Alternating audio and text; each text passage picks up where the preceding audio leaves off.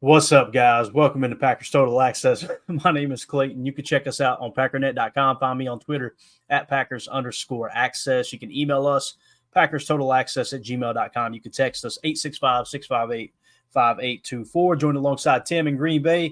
We got Emilio in Tennessee here to talk some Packers this evening. As looks like our boy McManus made it into the facility today. Brandon McManus, the new kicker, out there on the practice field. We'll talk about that a little bit. We got some really cool stats to lay out for you guys as the Packers have done something somewhat historic in the running game. We'll hit on it. We'll also bring you some really cool PFF notes and where some of the players rank, some of the younger players on the roster, which is really exciting, and just give you some injury updates, all that good stuff. So the one thing I wanted to hit on, well, before we get started, let's do this, guys. I want to get in the habit of this and go around the horn before we get diving into kind of the show, because you guys might have something at the forefront of your mind that you'll never even get to mention, because I will ramble and ramble and ramble, and we won't even hit on it. So is there anything you guys want to hit on right off the top here of the show? Anything at all? Emilio? Nothing. I just saw this. I thought it was a great way to start. Fred McFarley says this is going to suck. So, Yes, I mean, it is. We're off Proper to the expectations, man. Proper expectations. You know what I'm saying? Nothing but positivity. This is how we roll here. I love it. Tim, you got anything, bub? Anything you want to hit on right out of the gate or not? Yeah, man. Throwing them dubs up. Winter warning uniform week, you know? Ooh, Boys boy. had the fresh icy white helmets on at practice today, getting used to the new look, you know? It's going down. That Winter white cheddar warning right there. white translates to a dub on Sunday against the Texans. Go Pack. Would you say, amigo, white cheddar? Yeah. Oh, yeah. White cheddar. I love it. Remember when you were in school, the vending machines had the white cheddar popcorn? Bro. And I remembered. I got a bag of that probably in the cupboard. Smart food? Are you kidding me? all I could think of is at 13 years old is, man, I'd like to have a cold beer with this in school. You know what I mean? Everybody was raised different. I'll just leave it at that. All right. So I thought this was cool. Check this out. The Green Bay Packers tweeted out, "Run Green Bay Packers, 1,003 team rushing yards. That's the most in the franchise history in the first 6 games by the Packers since 1963. Let's go. Check that out. So I immediately went, I wonder what was going on in 1963. Let's take a look, I shall we? was just going to say, that sounds like Jimmy Taylor and the boys. Yeah. And here's what's cool. In 1963, you notice you don't see Paul Hornung. That's the year he got suspended for gambling. So Jim Taylor said, y'all just get on my back. I got this. He had 248 attempts for 1,018 yards, 9 touchdowns, averaged 4.1 yards per carry. Tom Moore played in 12 games. He had 132 carries for 658 yards. He actually averaged 5.0 yards per carry. And then Elijah Pitts, 212 yards, averaging 3.9 a pop. Earl Gross, I think I'm saying that right, 48 attempts, 203 yards, 2 tutters, and an average of 4.2 yards. And look at Bart Starr. Here's the guy. Bart Starr was Mike Vick before y'all even knew who Mike Vick was. All right. 13 carries for 116 yards. Bart Starr averaged 8.9 yards per pop. Let's go. And then John Roach, whoever that was, sound like a drug dealer, 3 attempts for 31 yards, 10.3 a pop. Pretty cool to kind of look back and see, all right, you know, one of the greatest, arguably the best start to a season as far as rushing goes. This was what the team finished with. So they ended up finishing with 2,248 yards. Now, keep in mind, they only played 14 games back then. Obviously, we're playing a lot more than that right now. I just thought it was cool to kind of walk down memory lane there. What do you guys think about that, though? Pretty neat that the Packers are getting, acknowledgement for this. Oh, yeah. I love what you said, too. Like, you know, when you look back to the fact that they only played 14 games, and then you look at some of the numbers, when you look at these stat lines, and you see what, you know, these players were able to do with a lot less reps than the guys are getting now. And, you go down some of these franchise records and go back, you know, a lot of them are broken, obviously, over time. Some still stand. But to me, it's just more impressive when you think of the way the game was played, you know, in those different eras, well before our times, you know, on this pod. And I just think it's really cool. It's impressive to see. I didn't know Bart Starr was such a scrambler. Now we know. And, you know, that was – when did Lombardi get to Green Bay? Was it 1959? Am I thinking right, fellas? Yeah, I wanted to say 59 when you were talking. Oh, it's just so cool to look back in time. Like, I think that stuff's absolutely awesome. Some Well, people, that and their average, they were all over 4 yards a carry. I mean, that Mhm. 3.39 than Elijah was Pitts, yeah. I mean, that is not terrible out of a wish, but I mean, football is cyclical, right? We talk about it all the time. It's coming full circle where the running game is going to be important again, where it's going to be something that you don't need to lean on 80 times a game, but that needs to be efficient when you do lean on it. I'm happy that where we're at right now, Matt. And what does it take? A good offensive coach, a good coach in general can scheme. Anybody can draw up a pass play. A good offensive coordinator or coach can scheme up runs, and Matt's doing that. Definitely. And the other thing to take into consideration with this back then, what makes this feat so impressive is defenses were playing the run, right? I mean, that was back when they ran the pro set. Yep. Is what Lombardi ran, the split backfield under center. So a lot more difficult to run a football back then, and for them to still kind of accomplish that's really And cool. they couldn't even block either. I mean, Right. They weren't even allowed to grab anybody. They weren't. It was just cut and find a lane. Yeah, and again, the reason I wanted to talk about this is because I know the running game's been effective, but when I seen that, I'm like, whoa, we haven't got off to this strong of a start since 1963. Like that kind of caught me off guard a little bit. Mm-hmm. So yeah, that's a bit of a surprise, right? Because I mean, we've seen the impact it's had on our offense this year. I mean, we can't understate that enough. And even whether we need to lean on the run, per week basis kind of thing, depending on the matchups or not, it's just nice to know we have it. And it's not just Josh Jacobs. We've got multiple weapons that can run the football for us, and it's pretty exciting. Yeah, definitely. And then Rob Demoski on the practice field today tweeted out this short video here of Brandon McManus, his first practice. Here's the guy. You can see him kind of going through the motions here a little bit. Then you'll see him kick one too. Not a very big stride. Looked like it was just kind of short leg bang. And listen, this guy is a Super Bowl winner. He hit 3 field goals in the Super Bowl that they won in Denver when Peyton Manning was there. So in his prime, and I think it was Brian Bulaga maybe that talked about it, that back when McManus was with Denver, it was like they expected to make every kick. Now, is he the same kicker? Time will tell, right? You would think him being now, I think 33, maybe 30, almost 34 years old. Obviously, you're going to lose a little bit of that power. You're no longer kicking in Denver, which I know he was in Jacksonville more recently. But Denver, you got that high altitude. You can hit some of those big bombs. But the way Bulaga talked about it on Wildy and Tausch today was like, yeah, you felt like if he was under 60 yards, it was like, yeah, McManus is going to hit this. So I'm excited, man. I think it's an upgrade when you really take everything into consideration. You do have a veteran kicker now, somebody who's got Super Bowl experience. Listen, if you can go 3 for 3 in the Super Bowl, you can handle pressure situations pretty darn good, right? I think we would all agree. So that's a positive. He was 100% on the extra points last year. To me, that was the big knock against Anders last year was, well, he can't hit the extra points. He can't hit the extra points, right? And then this year, Braden Narvison, 100% on extra points, but he was missing those field goals between 40 and 49. So I think it is kind of a decent blend together there. A guy who's got enough leg strength to get the job done as well. So I don't know. I'm excited to see how this may unfold. I don't think he's going to be like hands down way better than Anders Carlson. The numbers would suggest they're pretty much the same in a lot of categories in that regard. But I do think you're going to get that veteran presence. And I am going to breathe a little sigh of relief now when we're kicking those 40 to 49 yarders. I don't know. Do you guys agree with that or no? Yeah, absolutely. I mean, I feel that way. I like this first slide here that we're kind of seeing on loop. If you can, at least this is what I'm picking up on, Clay. Maybe you could pause it at the beginning here. And maybe I'm wrong right here. So what this looks like to me is you got Coach Bisaccia there on the left. And it looks like a veteran kicker coming in and showing Daniel Whelan exactly where he wants that ball when he's approaching on a kick. And then you've got Orzic there kind of looking.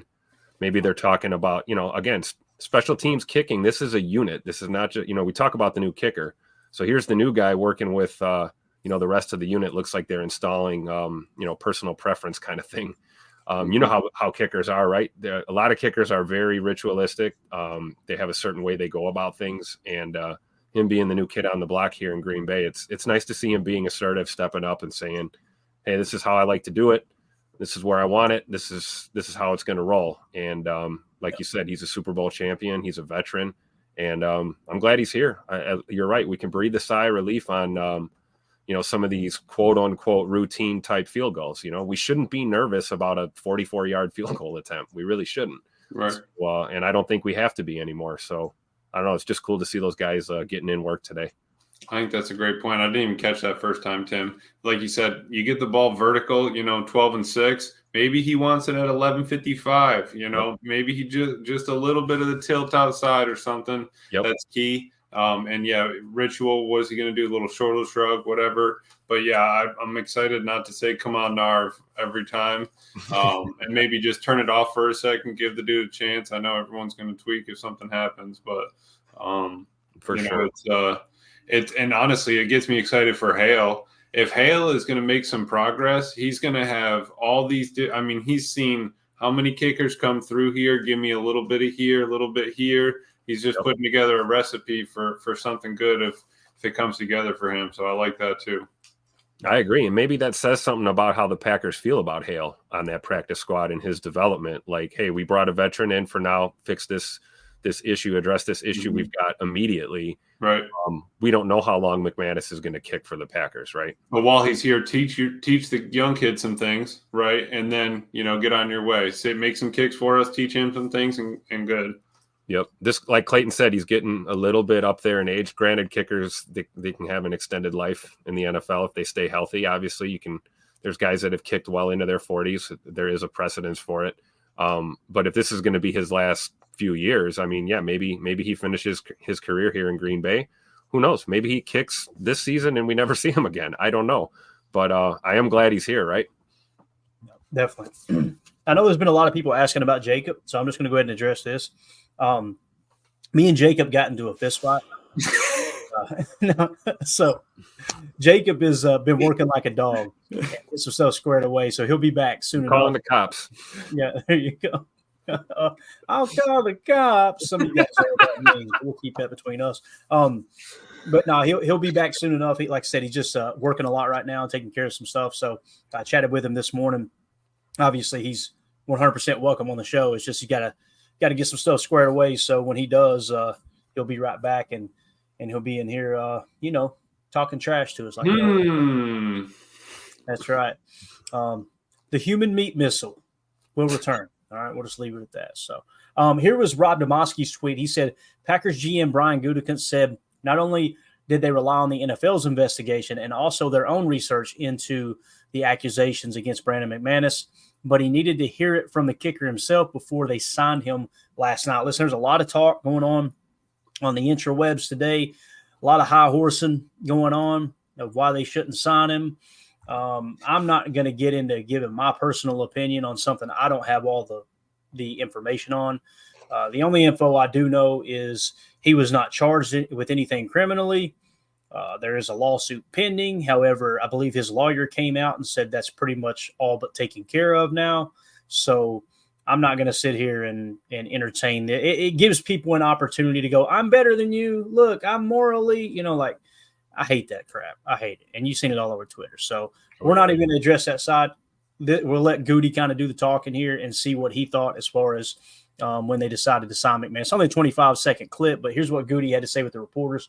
Hopefully y'all can hear it. You can see I've got it cranked up. Here we go. A really good conversation with Brandon, last night. Obviously, in his agent trios and else as we kind of, last week when these things got cleared up within the league and kind of he got past some other things, those conversations kind of picked up and wanted to make sure that we did our due diligence. Again, we feel really good about that, where we sit right now, and we're excited to get him out there. What do you like about him as a kicker? Yeah, obviously, very experienced kicker. About a really good conversation with Brandon. All right, so he's a very experienced kicker. He's the opposite of everyone we've had right here recently. Yeah. And listen, I was the first one to say Goody screwed the pooch on this whole kicker thing. Should have been addressed back in February, right?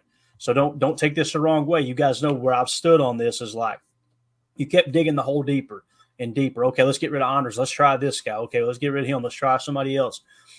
And Goody making this signing for me, and again, with McManus pretty much being cleared of everything, that's first and foremost the most important thing, okay? I'm a mama's boy. Anytime there's a crime that's involved with a potential crime, I should say, allegedly, with a female, there's no one who's going to get more defensive than this guy right here. I grew up in a house with 3 sisters. We were pretty poor when I was young. My mom was the strongest human being I've ever met in my life. She was just work ethic, family first. The thought of something happening to a female in my life is one of the only things that I will go to the clink for. I promise you. With that being said, everything's been cleared. Goody kind of spoke on it too here. The one thing I want to say about Goody, me being critical of the situation, it takes a lot to say, I got it wrong. Let's go fix it. Yep. No ego, right? Ego has no amigo. Right, Emilio? That's what you're saying? You and your peeps. Yep, that's right. Okay. So, nah. But I think it's cool, man. I think it's cool that Goody kind of acknowledged it and said, all right, man, we got to fix this, right? So I'm excited about it, man. I really am. I'm going to breathe a little sigh of relief when we have these kicks now. Now, am I going to expect something unrealistic? Absolutely not. You know what I'm expecting? Ask me what I'm expecting, fellas. What are you expecting? 80% field goal percentage. Guess Nice. what? That was Anders. Nice. Yep. Just like when Anders was hitting 80%, I'm going, what do you guys expect? Yep. Well, the good kickers in the league are over 90. That's right. We All don't have a three of good them. kicker. All 3 of them. Like, I don't know what to tell you. Justin Tucker isn't on the street right now. You can't go sign Justin. Which, by the way, Justin He's Tucker missing kicks too. is struggling like crazy this year, right? So Hey, it's like you said, Clayton. This whole thing kind of played out like you had mentioned a year ago. You know, we kind of take kicker for granted. You know, you kind of neglect that position, and you don't really realize how important it truly is until you got a kicker that's missing kicks left and right. And now all of a sudden it becomes a massive priority. And you're right. To Goody's credit, he finally said, enough is enough. Let's get us a veteran in here and at least, you know, put a Band-Aid on this problem for right now. You know, if we got to bring, you know, we've got some youth in the wings here. We talked about Hale on the practice squad. You know, if we have to snag somebody in the draft again, or if we have to sign another free agent, have another, you know, competition at camp next year, so be it. But at least for the rest of 2024 season here, we are locked in at kicker, it looks like. So I'm all for it. My only question is who's doing kickoffs? yeah, that's a good question. Well, McManus has got a big leg. You know, supposedly he is a power kicker. At least he was in his youth. Now, listen, Right. He's only 33 years old. I got it. But you've been in the league for 10 or 11 years. You start to lose some of that kick power. There's no doubt about it, right? Mm-hmm. But I would imagine it's going to be him. I wouldn't be surprised if Daniel Whalen can do it. You know, I always screw his name up. I think it's Whalen, right? I'm going to go Whelan. Let's see if we can figure it out. What's the over-under on who's right? Only way I can remember Whalen is Waylon Jennings. That's the only way, right? Like, all right, got it. Waylon Jennings. So, Greg Rice says, is Tim saying kickers are people too? Yes. I think he Of is. course. I think he is, bro. Let's see here. What else we got in the chat real quick? Want to hit these? Greg Rice, I'd pay to see that fight. Pay-per-view? Question mark. Talking about me and Jacob. Nah, I would never fight my brother. Love that. Yeah. Ron Samble, I'm glad I'm not judged for the rest of my life based on my worst day. You and me both. Preach. True. Man. If we could hop in a time machine and go back and see Clayton at 23 years old, you go, what is this idiot doing? I'll guarantee it multiple times. J. Cole in the chat said, YouTube is the only social media I have. I'm sick of those moral Power Rangers. The mighty moral Power Rangers. I like it. That's a Photoshop waiting to happen. Absolutely. All right. So here was Brandon McManus in the locker room earlier today. Ryan Wood tweeted this out. Go give him a follow at @ByRyanWood. Brandon McManus on if he needs to prove himself. He gave a glimpse of, quote, ups and downs. Brian Gutekunst reference. Let's just go ahead and hear what Brandon McManus had to say here. I think every single day you need to prove yourself. I spoke a little earlier about the kicker is such a black and white position. And, when I joined this league, I joined the Broncos. Well, I was cut by the Colts, and the Giants traded me to Denver, and I played for, I think, 13 weeks. And then a similar situation, the Broncos, thought they had a Super Bowl champion team. They cut me for Connor Barth, and then they brought me back to kick off, actually, the rest of the season. And then, I worked hard, earned my starting job back, and then had, one of the best seasons in NFL history that year to help them win the Super Bowl. So you always have to prove yourself in the kicking position. And, from Braden, like I said, I've been in that position before with him, losing an opportunity, but then working my butt off to kind of get it back again, and was able to kind of succeed after that. So I think in the kicking position, you're always trying to obviously help the team put points on the board, but it's such a black and white position that you got to stay focused every single time and go out. Every single kick has the utmost importance. All right, so there you go, Brandon McManus. I like his attitude. He's saying everything right, guys. I mean, he seems like a dude who's coming in, with the mindset of, look, you gotta win every day. You could lose your job this week, right, with a horrible performance. And Coach Lynn asked the same question. We just kind of covered it, Coach. We're not sure. I would imagine he is, but off quick numbers dive, looks like he's had 7 tackles, 3 assists, and 1 miss. If my numbers are accurate there, that's not terrible. But this is spread out between 10 years. Yeah. He can tackle. He can tackle. Ain't no problem. Huh? That ain't no problem. Well, Chris C says Clayton at 23 was probably where they got the idea for Trailer Park Boys. That's a pretty accurate assessment there, Chris. I can't lie to you, my friend. Boy, we should have had a reality show. I promise you that. Let's see. All right, next. Dontavion Wicks returned to practice in a limited fashion earlier today. I'll just go ahead and roll this beautiful beam footage as we talk about it. So Bill Huber tweeted out, Dontavion Wicks went out for the start of practice and is going through individual. No Kobe Wooden, no Devontae White, and no Elton Jenkins as of right now. So we'll hit the injury report here in a second, but Dontavion Wicks looks like he's inching his way back to potentially playing this week. And as you guys may or may not know, he's wearing a shoulder brace there if you look real close.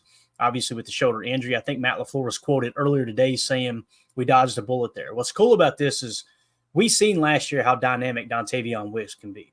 This year, drop issue, work through it, sophomore slump, whatever you want to call it. But the fact that your receiving room is so deep, to me, I'm not worried if he's available or not. What I don't want to see happen is them rush him back, and then we look up after this next game and he goes on IR. You know what I mean? Yep. So I'm excited to see how he may or may not fit into the offense moving forward. And with what we uncovered on Chalk Talk with Romeo playing a little F in the offense, it's going to be really, really interesting to kind of see, because if you'll remember, they put Tay Wicks in Romeo's spot that game that he missed, right? He was playing a lot of that. Now, they rotated in and out, playing that kind of that X position. So they may feel a little more comfortable with Tay Wicks playing that position and then mix and match Rome in the F moving forward. I don't think it's no surprise to anyone, though, that Romeo came out and got more snaps than anyone last week. I think that was Matt LaFleur's way of saying, no, we're good. Everything's fine. And we're going to move forward with Rome being one of the top targets on the roster. But how do you guys feel about Tay Wicks coming back? Obviously, I think this will be huge. I do. I'm with you, Clayton, with the sentiment of, like, if he's available or not, it shouldn't really affect us week to week, with the depth we have at the position. Obviously, I want to see Tay Wicks on the field, though. One of my favorites of that group. But we can't risk, screwing that shoulder up, in a more permanent fashion. Like you said, I agree 100%. You can actually see in this little drill here, I'm wondering if they were putting that as emphasis, getting him rolling to his left, getting the football in his left hand, kind of seeing how he's feeling. I'm assuming maybe later this week they actually get into some semi-contact type stuff to see how that shoulder is. And maybe he'll be a go, maybe he won't. But either way, you got to feel good about the depth we have. And like you said, man, Romeo Doubs, I agree too on that comment, man. I think that it was a conscious effort by LaFleur to get him involved and also show his versatility, that we can flex him into the slot. We don't have to just put him out wide all the time. We can send him on some of these similar, routes that, maybe Wicks was running, or, concepts Jaden Reed even runs for us. And it just shows how versatile a lot of our receivers are, really. I mean, I especially when you look at like Wicks, Bo Melton, and Jaden Reed, like those three right there, I feel like as long as we got one or two of them dudes in the lineup or available, I feel like we're pretty good. Those guys are very versatile wideouts. Yeah, I would agree with that. Greg Ross in the chat says Wicks is thinking too much. Amelia, what do you think about that, man? I can kind of see that being the case too. It does look like he's trying to do too much when he's catching the football. As were last year, it's like there were no expectations on him, It's just kind of go out there and play your game. What do you think? You think Wicks is maybe pressing a little too much is what's led to the drops? I think it could definitely be that. I'm kind of with Jay here. It's only a matter of time for Wicks, patience. I think that he could be pushing it a little bit just because he's trying to get back to that level that he ended at last year. But it doesn't need to be it doesn't need to be an on-off switch. You know what I mean? Like it could be him climbing steps to get to that point. It doesn't have to be because we have so much depth in our wide receiver room. We have that option to, all right, he's hot now, but here, just even in this clip, if he's either sitting in the backfield in pony package or if they're using him now in orbit, that could also be another thing. Like the more people that are interchangeable at a position, which Matt wants to have them anyway. Matt wants to have all the receivers know all the choices, all the routes. And if you can play multiple positions, it's just like the O-line. We're going to be so flexible coming down like the end of the stretch is going to be huge for us. So I'm not worried about Wicks right now. I think he's going to come to his. But yeah, he might be just stressing it a little bit. Just got to shake it loose and keep playing. Yep. Yeah. I remember year 2 with Devontae Adams in Green Bay and how fans really felt about him in the wide receiver room. And you got to see the similarities here with Tay Wicks right now in year 2. Looking through some drop issues, working through getting banged up, injuries, these kind of things. It's part of being a pro, right? We just got to give him time to fully develop. I agree. Yeah, definitely. Drew D says, I believe in every wide receiver we have. There's not one that when they hit the field, I go, oh, man, I hope the ball don't go to him. Like, there's not one. Yep, it's true. They've all kind of proven, hey, they can handle it, right? So his receiving is tough. I'm glad somebody else acknowledges it too. All right, so let's dive into the injury report real quick. We won't bore you too much with it, but I think it's important to kind of see where we're at on Wednesday. Jair Alexander, Kenny Clark, both limited. I think they're good to go. Obviously, that's just going to be one of those things with the groin and the toe. They're going to just try to ease them back in this week, not try to push it too much. Jonathan Ford with the calf injury, full participation this week. We'll see if he gets elevated or not. Elton Jenkins did not participate with the knee, but you've seen that all year long. Seems like he typically takes Wednesdays off because of the knee. So I wouldn't read too much into that. I'm not too concerned. Tucker Kraft, Josh Myers, Jaden Reed, Christian Watson, and Dontavion Wicks all limited today. The only one I would be a little bit concerned with is Josh Myers, but everything I'm hearing, I think he's actually going to play this week. Yeah. So if he doesn't play, then obviously Elton Jenkins would probably go to center, Sean Ryan left guard, Jordan Morgan right guard. Would be the way I would kind of see that. Now, Kobe Wooden and Devontae Wyatt. Kobe Wooden's got the knee. Devontae Wyatt's got the ankle. Both of those did not participate today. So Jonathan Ford might get his shot this week. We'll see. Hopefully Wyatt's back. Like we said, it would be really odd if they didn't get Wyatt back this year or this week, seeing that they could have put him on the IR if he misses this week, right? You could have just freed up a roster spot. But also, you don't look at that and go, man, we really needed that roster spot. You know what I'm saying? I don't feel like injuries have been so bad in other aspects, like we really got to free up that spot. So that might have played a role too. Like, hey, if he heals quicker than we think he will, we'll get him back after 3 weeks. If he has to go over 4, no big deal. But that is kind of the measuring stick we always use there. So what do you guys think about this injury report? Anything that concerns you here? I look at it. I'm not too concerned other than, like I said, Kobe Wooden. A little bit of depth there at defensive line. If he can't go and Wyatt can't go, that hurts you a little bit. Yeah, I think you're right. My bad, Tim. I was going to say, I think you're right on with that because Colby has stepped up past couple games, getting more reps. And I think it's kind of thinned away from TJ Slayton a little bit. But maybe that's just because of who we were playing. Maybe now we're going to play CJ Stroud. We'll put in TJ. But we have so much depth on that D line. We haven't even rotated in Mosby or Cox. Like it's not like we haven't needed to work the extra guys. So I'm not too worried about it. Let's let them get rest. It's a long season. That's why Matt's probably loading Jacobs there with his run attempts, not trying to work him. It's running back by committee and just keep doing that through the season. It's a week by week league. Mm-hmm. For sure. I would think Jonathan Ford obviously is probably looking really good, right? If he's, designated to return and he's full participant on a Wednesday practice, means clearly he's progressed to where he needs to be with that calf. So, one D lineman goes down, another one comes back. We're going to play this game. It is kind of sad with Colby Wooden because I felt like, Colby was starting to kind of show us some things a little bit, starting to put some good tape together, just like Devontae Wyatt before he had the ankle issues. So, it's just tough. It's part of the game. And it'd be nice to get all these monsters back on that line and, do the old hockey line change like Emilio was talking about in the preseason. And just keep fresh big bodies out there on that D line. But, injuries are a part of this game. You just got to deal with it. But I'm with you, Clay. I'm not overly concerned about really any of these on our end. Yeah, and when you look at it, we had 3 that did not participate, right? And again, that was Elton Jenkins, who's going to be playing, Colby Wooden, and Devontae Wyatt. When you look at the Texans side, they had 6 players that did not participate today, and then 3 that were limited. So you got their linebacker Al-Jair. I think if I remember correctly, he was on the top one of the linebackers at the top of our list in free agency when we were kind of breaking down free agency. Mm-hmm. So pretty solid player there. He's got a knee injury. Fatikoski, I think is how you say that, the defensive tackle with the shoulder injury. He's out, or did not participate today. Kamari Lassiter, cornerback. You guys remember that name from the draft. Yep. Shoulder injury, did not participate. And then you've got Henry. How do you say that name, guys? I have never tried to even pronounce that name. I'm pretty sure he played at Bama. He's a linebacker. Henry 2020. 2020. Concussion, did not participate. You guys know how that goes. If he's in concussion protocol, a little later in the week, we'll see if he actually practices by, I think it's Friday. If he does. Or is it Henry 2020? I don't know. Go to the who? That's exactly right, Snoop. I have no clue. Laramie Tunzel, limited with the ankle.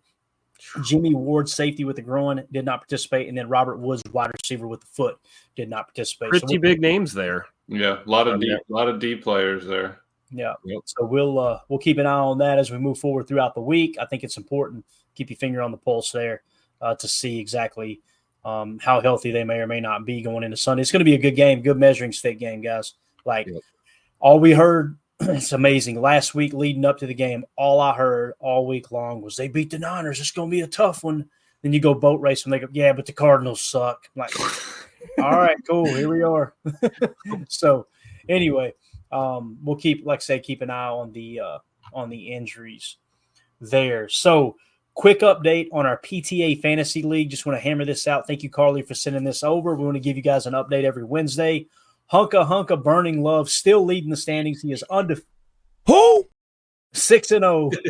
He has now scored 1,105 points on the year. Second is CJN, airing it out, 5-1, scoring 1,082 points. In third place, you got the Numbschools at 5-1, 1,038 points. United Bates in fourth place. Bates creeping up here, man. 4-2. He scored 1,052 points. Trevor from Virginia, who got mad at me because I dogged him a little bit last week. All I said was, man, you're still up there in the standings and you're not scoring as many points as some of the top teams. That's all I said. But he's 4-2, sitting in a good spot. The Immunizers with our boy Ron Swanson as a profile pick. You got to love that. 4-2. They've only scored 941 points. Pack Daddy 3-3. You've got Dave C. How about that? Not that Pack Daddy, I don't think. But Dave C. 3-3. He's in the 8th spot. Dane Stromstad is in the 9th spot at 3-3. Chris Enns, he's sitting at 2-4 in the 10th spot. In the 11th spot, you got Pack and Cheese at 1-5. Jake G 126 in the 12th spot at 1-5. Mike's Marvelous Team, I think is what that is, 1-5 in the 13th spot. And Carly, let me put that ticker back up, cover that up for her. I will say this: Carly's in 14th, and she's about to. Hey, it's going to be a hell of a comeback story. That's all I got to say. All right, that's right. I'm excited. How many points did she score? I do need to see that. Drop that down. I just want to see if it's been one just kind of a bad. Yeah, it's kind of a bad luck thing there, right? Like 897 points. You know, Mike's, well, she's second to last. But yeah, put that ticker back up. Or sorry, Carly. But, thank you so much, Carly, for sending that over. We really appreciate it. I know she's out doing way more important things tonight at work. So we appreciate her taking the time to throw that together. So since we're mentioning the Patreon group, let's go ahead and hit the Patreon chat real quick. And, I had a couple questions here. First of all, I want to give a shout out to our newest member, Damon Red Wine. Appreciate you joining the group there, buddy. and we'll make sure that your name is entered in along with the YouTube members here on our YouTube channel for when we do giveaways, stuff like that. Appreciate you supporting the show. But here is questions for the show section. We already addressed the one from Chris Nichols asking about Jacob the Beard. Carly says, kicker talk. Maybe we should look at the common denominator. Bisaccia is the common thread in these kicker woes. Shrugging emoji. It's really strange, Carly, because he's the special teams coordinator, but when you hear people talk about it that have been in and around football, he's not like directly working with the kicker. And I think he was even asked, have you thought about bringing in a kicking specialist?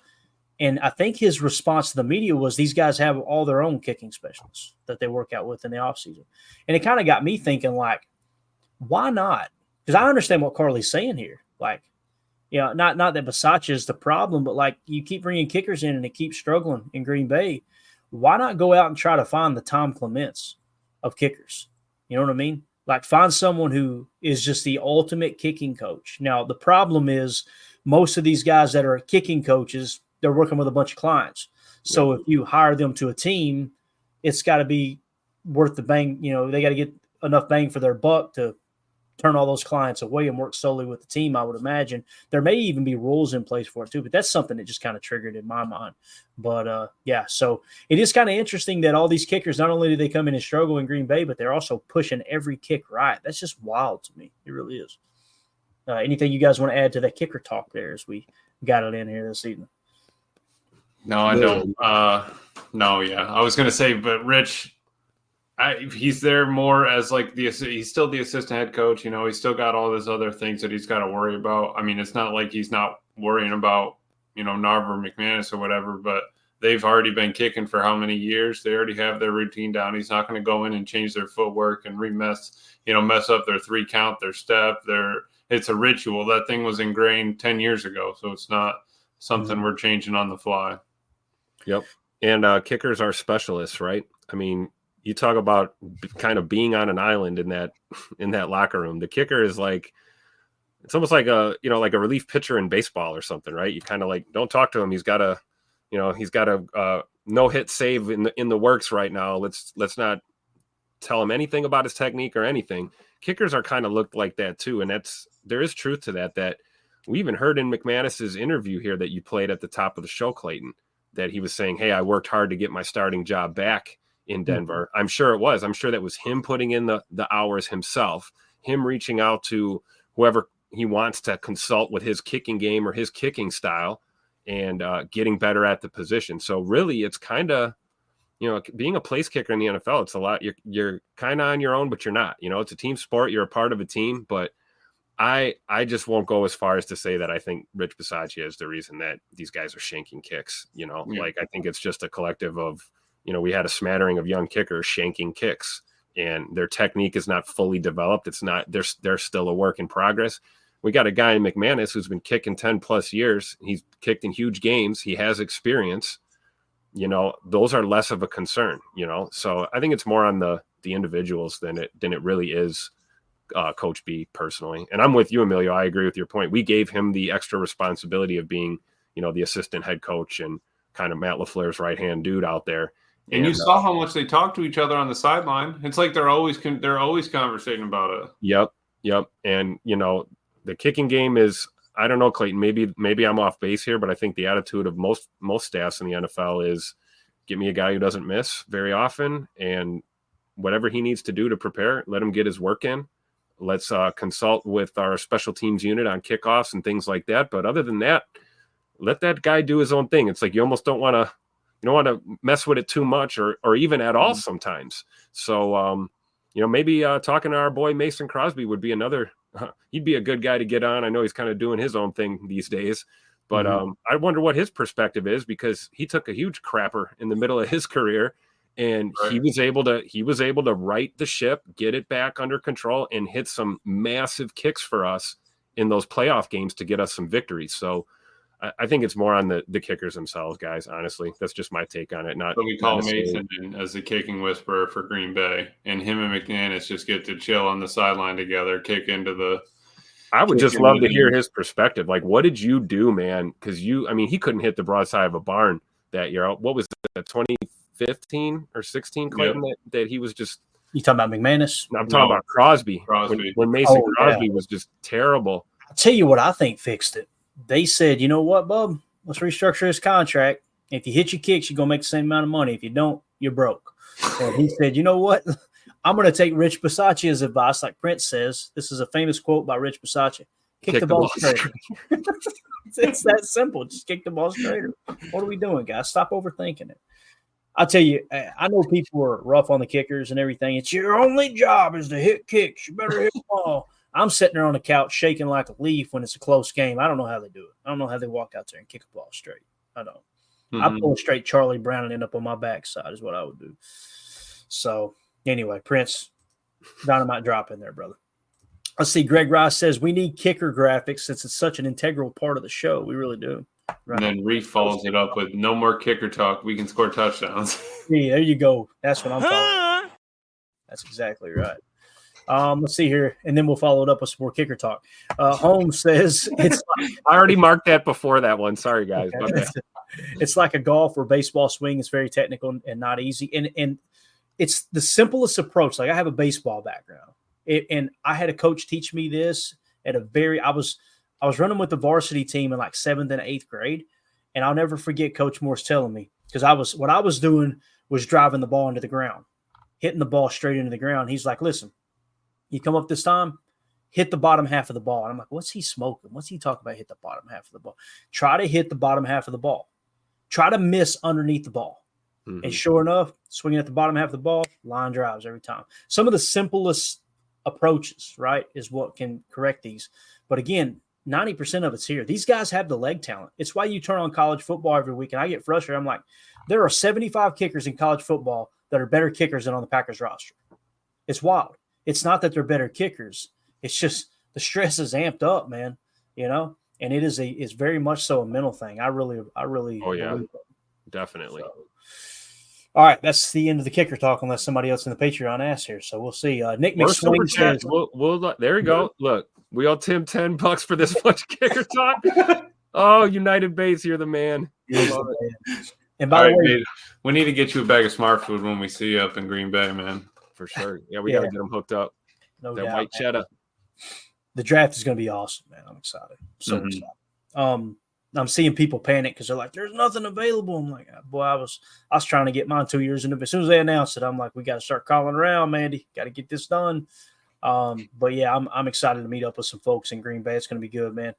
But thank you for the super chat, Bates. We appreciate it. That's awesome. Definitely. Nick McSwain in the chat said, how exactly are plays called on defense? Do they have a play call and then adjust it every play based on what the offense does? I understand how it's done on offense, but defense seems way different. So there's a different call called in the same as offense, right? They come up, they huddle up. Here's what's crazy about how fast things move in the NFL, really in any level of football where you're trying to match personnel. So they've got assistant coaches on the sideline ready to call in the personnel. They all got the headsets on, right? So you've got a spotter for the team that's watching the other sideline. So let's say they're in 11 personnel, right? So you send out your nickel, and Jeff Halfley knows, all right, so on the radio they're going 11, 11, 11, right? 11. And most of the time your nickel personnel will stay the same for the most part. You see it every Sunday with the Packers. So what Half will do, the coaches are letting them know 11, 11. That means all your 4-2-5 guys get out on the field. Half's looking at the play sheet. He calls in the play sheet to Quay, who's wearing a green dot. He conveys that to the rest of the team, although they've still got corrections within that defense, the same as the offense does. Hey, look, if they come out in a 2-by-2 set, here's the vanilla call. If they motion over to trips, know where the call is. Are you actually changing the play, or are you just changing assignments to make sure you're matching up correctly? All that stuff happens in real time. We look at it and go, I can't believe he blew that coverage. But the honest aspect of the whole situation is it's not that simple. There's so many things they're trying to do and trying to accomplish right now. So let's say you're in nickel 4-2-5 on the field, and now all of a sudden they go 12, 12, 12, 12, right? The assistant coaches on the sideline are going 12, 12. That means the triggers are base. So they know the nickel's coming off the field, another linebacker is going out, right? Now, in some cases, the game plan may change throughout the course of the game. They might make an adjustment halfway through the first quarter. You see the defensive line coach over there talking with the backers coach. All right, listen, guys, when they go 12 from here on out, we're going to go with more of a bear look, or we're going to go. We're going to forget the extra linebacker. Let's go with kind of a big nickel approach here, right? They'll make those adjustments, and then 11, 11, 11. Here's the personnel that's going out. That was the whole purpose of creating the numerical system. Rather than saying 3 wide receivers, you can say 11. A lot easier. 11 equals 3 wide receivers. 1 running back, 1 tight end. 12 equals 1 running back, 2 tight ends. That means 2 receivers, right? So that's the reason that whole thing came about, so they could communicate a lot quicker. Once you kind of understand that aspect of the defense, everything else kind of falls into place as far as what you're matching. Now, back in the 90s, it was first down, send your base out, right? And it don't matter if there were 5. There was many times you could look in the 1990s where they, especially in the early 90s, if somebody went with a 5 wide receiver set, they'd still have their base defense out there because it was first down. And then as the game evolved, then you got more of a spread approach and going 3 and 4 wide receiver sets. Now you start matching personnel, and that's what tired of getting torched. Right. That's why you guys heard me getting frustrated when people are going, "He's not a true Sam backer." I'm like, boys, there's no such thing anymore. You guys are exposing the hell out of yourself out here, acting like you know what you're talking about, because this is not 1992 where there's actually a Sam backer out there looking to play one specific role and playing on the line of scrimmage. And also potentially, it's totally different now. It's all about personnel now. Mike and the Will got to be interchangeable. Yes, absolutely. And that's the more recent change, right? The more recent shift is like now everybody's going, well, is he a true Will? Is he a mock? I'm like, you guys aren't watching. Y'all ain't watching. Look what's happening in the slot right now. We got a safety in the slot. Is he a true safety? I don't know. He can play, do a hell of a job at safety and a hell of a job in the slot. I call him a football player. Let's go. And what we do in the offseason, rather than talk about our favorite hot dogs or the Mount Rushmores, we try to look at trends and go, okay, what's the next big trend coming up? This last year, we said 3 safety looks might break out, but pistol is going to run rampant through the league. And what have we seen from the Packers? Pistol every week. Yep. If you stay one step ahead, then this stuff doesn't catch you off guard, and you're not the knucklehead that's 12 years behind going, what about that Sam backer? So, and people can fan how they want to fan. It just bothers me when they talk down to people like they know what they're talking about. And I'm like, man, one guy comes to mind, and we'll keep his name off the show. But anyway, hopefully that answers your question, Nick. But I think that was a really cool question. Let's see. Fractal of God said, what's that? We splitting the show? Yeah, I'm tired of you telling me what to do, man. All right. For those of you listening on the pod, no problem. Well, those of you listening on the pod, that's the end of hour 1. We will see you on the other side for hour 2. Appreciate you.